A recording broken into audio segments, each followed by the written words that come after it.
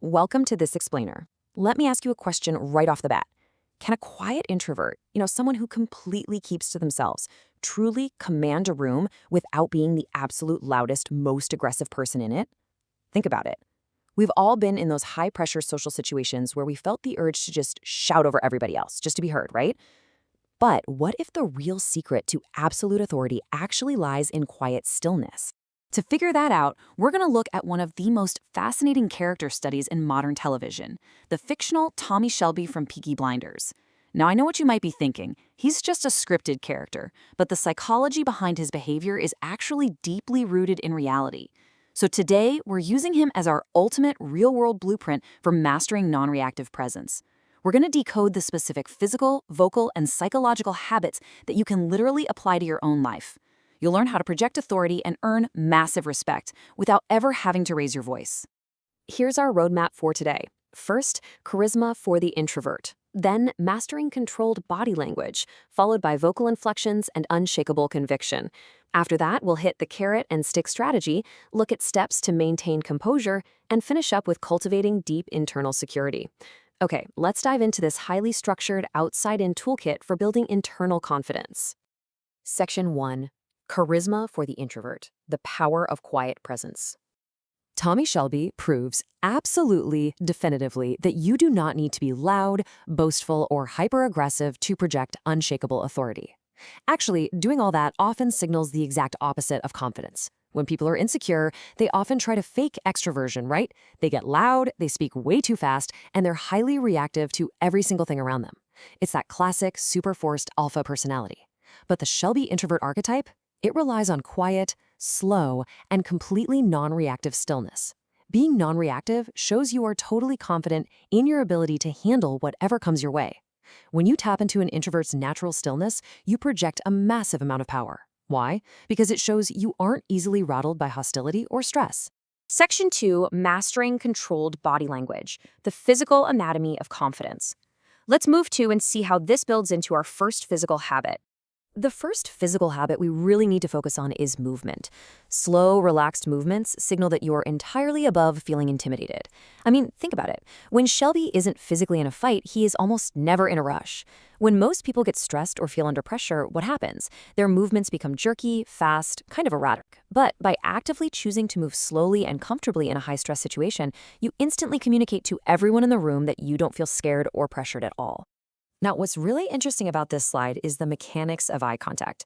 You really need to know exactly what your behavior is signaling here. We always hear people say just maintain eye contact, right? But honestly, that can actually escalate tension during a conflict if neither person is willing to break. Holding eye contact specifically shows you aren't intimidated. Looking down, that means your priority is simply to de-escalate and walk away. But breaking sideways, that's the absolute sweet spot for a confident introvert. If you hold eye contact for an extended 3 to 5 seconds and then calmly break your gaze to the side, not down, you effectively diffuse the whole situation without projecting even a single ounce of fear or discomfort. And there's one final physical habit we need to note here. While that quiet stillness and sideways eye contact works brilliantly in a one-on-one setting, your physical presence actually has to adapt when you're addressing a larger crowd. The general rule of thumb here is to be as big as your audience. You need to strategically scale up your hand gestures so that your physical presence matches the exact size of the room. This makes absolutely sure that your quiet authority still reaches the very back row. Section 3. Vocal inflections and unshakable conviction. How to speak so people listen. The very first thing you'll notice about a highly commanding presence is word choice. Insecure phrases like I hope to or I want to inherently carry a lot of doubt. They completely rely on external factors going right. But substituting those passive, hopeful phrases with absolute conviction, simply saying, I will, instantly projects unshakable authority. It tells the listener that your plans for the future are already completely set in stone. But hey, it's not just the words you use, it's the tone in which you deliver them. Notice the difference here. An upward inflection makes his statement sound kind of like a question. It implies you're unsure of yourself, but ending your statements going down projects absolute certainty. It literally transforms a sentence from a simple thought into an undisputed fact. And that commanding tone has to be paired with the exact right pacing. First, you speak slowly. Then, you insert a deliberate pause. The pause is the moment you aren't actually speaking, but ironically, it's exactly when you pull the audience right in. They lean forward, waiting for what comes next. Now, you might be worrying that speaking slowly will lead to people cutting you off, right? Well, the way to prevent this isn't by rushing or speeding up. It's by maintaining that exact same slow cadence until you have completely finished your sentence. You don't yield the floor. You just keep your slow, steady rhythm. Section 4. The carrot and stick strategy, the psychology of leverage. So we've talked about body language and vocal tone, but this brings us to the underlying psychological strategy that explains why a person with true authority never actually has to raise their voice. The core of this power comes down to leverage, which is defined here as carrot and stick motivation. This is the absolute art of influencing others by offering what they desperately want, that's the carrot, while simultaneously possessing the ability to enact what they truly fear, which is the stick. When you have this massive level of leverage, you just don't need to shout. Your quiet words carry immense, undeniable weight in any negotiation, simply because the person sitting across from you knows exactly what is on the line. Section 5. Steps to maintain composure, applying the strategy to real life. Let's think of a relatable, high-pressure professional setting, like stepping into your boss's office to ask for a raise. Most people just go in and ask for money, which, let's face it, isn't very persuasive. Instead, follow these steps. And this brilliantly illustrates a concrete plan to handle pressure. Step 1. Define your boss's needs. Ask what exact value they need to see from you. Boom, that's your carrot. Step 2. Work together to set a concrete 3-month list of deliverables. Step 3. Over those 3 months, while you're absolutely crushing that list, you quietly go out and secure outside job offers. That right there is your stick. Finally, step 4. When the 3 months are up, you present your position calmly. You show the undeniable value you've provided, and if they won't give you the raise, you calmly explain you have other offers. No shouting, no getting defensive at all. Just pure, undeniable leverage.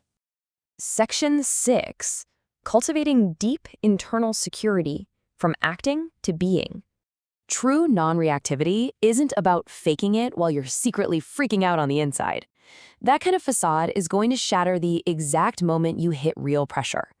Genuine internal confidence comes directly from having a rock-solid game plan and knowing your leverage. So the crucial point is, when you've actually done the work, secured your stick, and prepared your strategy, keeping your cool isn't an act. It is simply the natural byproduct of intense strategic preparation. You are non-reactive because you genuinely know you aren't in any real danger. To sum this whole shebang up, true non-reactivity is born from preparation. By practicing these very specific physical habits, the slow movements, the controlled eye contact, and pairing them with definitive vocal downward inflections and rock-solid psychological leverage, you actively forge an unbreakable internal security over time. You now have the blueprint. You know exactly how to master your physical presence, your vocal tone, and the psychology of leverage to completely command any room you walk into. So I'll leave you with this final thought. Armed with these new strategies, what high-pressure scenario will you master next? Take these habits, put them into practice, and watch how the world reacts to your brand new, quiet confidence.